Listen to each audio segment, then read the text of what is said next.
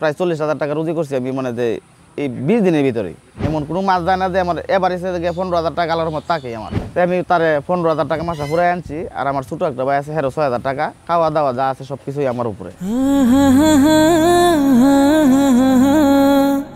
নেত্রকোনা শহর থেকে কেন্দুয়ার পথে 25 কিলোমিটার জুড়ে রাস্তার দুই ধারে কোথাও ধান কাটা শেষে বিরান মাঠ, কোথাও পুকুর, ধানি জমি, গাছপালা ঘেরা।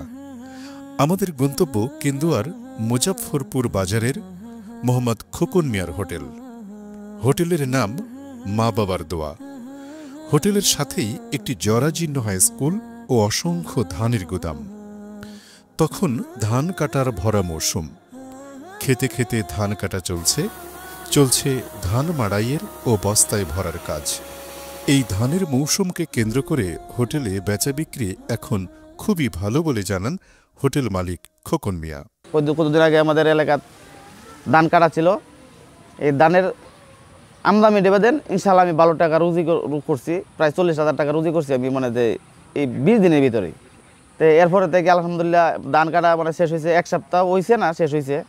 এখন আমি প্রতিদিন 5,000, 6,000, 4,000 ব্যস্ত আছি আল্লাহর রহমতে। আমার ধানের মৌসুম শেষে খোকন মিয়ার হোটেলের বিক্রয় যেন কমে না যায়, এজন্য বিকল্প হিসেবে তিনি তার দোকানে তৈরি খাবারের বাজারজাত কার্যক্রম শুরু করেছেন।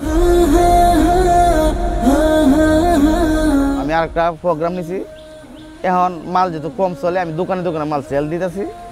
এখন মানে ইনকামের ব্যবস্থাটা যত বেশি করতে পারি আমার লাগে অতই ভালো, আর আমারও আশা এটাই। এই কাজে সার্বক্ষণিকভাবে সাথে আছেন তার আপন দুই ভাই। বড় ভাই বিচিত্র রকমের খাবার তৈরি করে প্যাকেট করে দেন। ছোট ভাই সেই খাবার আশেপাশের বাজারের বিভিন্ন দোকানে বিক্রয়ের জন্য পৌঁছে দেন। এখানে এই বাজারেই মানুষের বিচিত্র ব্যবসা, বিচিত্র জীবন। খোকন মিয়ার জীবনেও বৈচিত্র্য কম ছিল না। মাসিক 6-7 হাজার টাকা বেতনের সংসারে মা, বাবা, স্ত্রী, 3 সন্তানসহ কোনো রকমে খুঁড়িয়ে খুঁড়িয়ে চলার জীবনকে অতিক্রম করে কিভাবে আজ তিনি সফল উদ্যোক্তা, শোনা যাক তারই ভাষায়। জীবনে আমি অনেক কষ্ট করছি, করার পরে মৌলানা এনায়েতুল্লাহ সাহেব, ওনা আমাদের মাদ্রাসায় শিক্ষক ছিলেন। ওনা আমাকে একদিন বলতেছেন, খোকন ভাই আপনার রান্না তো অনেক ভালো হয়, তাহলে আপনি একটা হোটেল দিয়ে দেন, এই আপনার চলার একটা সুযোগ সুবিধা আমি করে দিই।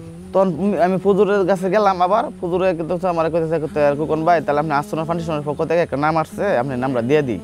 আমি তাহলে হুজুর তাহলে দিলে তো আর ভালো হয়। তখন ফুজুরে আমার আস্তনা ফাউন্ডেশনের পক্ষ থেকে একটা নাম দিল, তখন দরখাস্ত দিলাম। আস্তনা ফাউন্ডেশনের পক্ষ থেকে আমার আবার লোকজন আসছে, আমার বাড়িতেও আসছে যাচাই বাছাই করার জন্য, দেখার জন্য।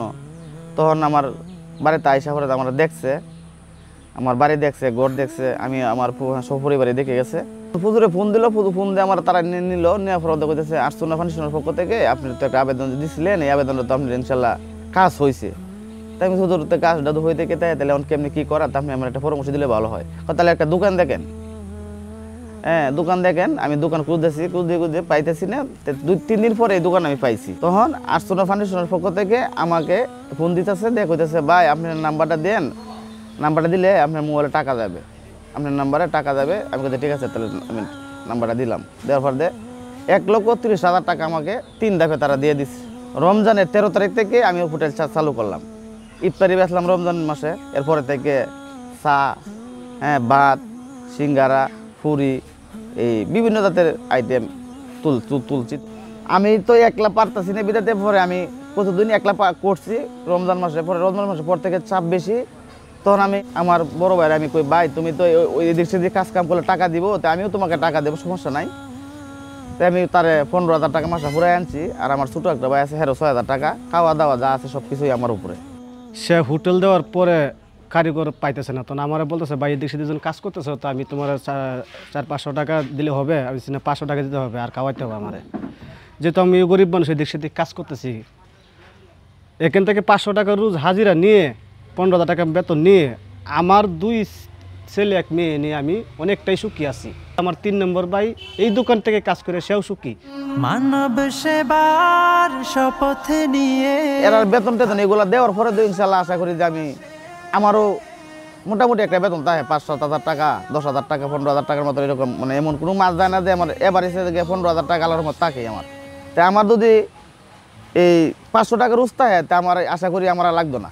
আমি এইদিকেই মনে করি আলহামদুলিল্লাহ। বেকার জনে খবর নেব, দুঃখীর ঘরে সুখ বিলাবো।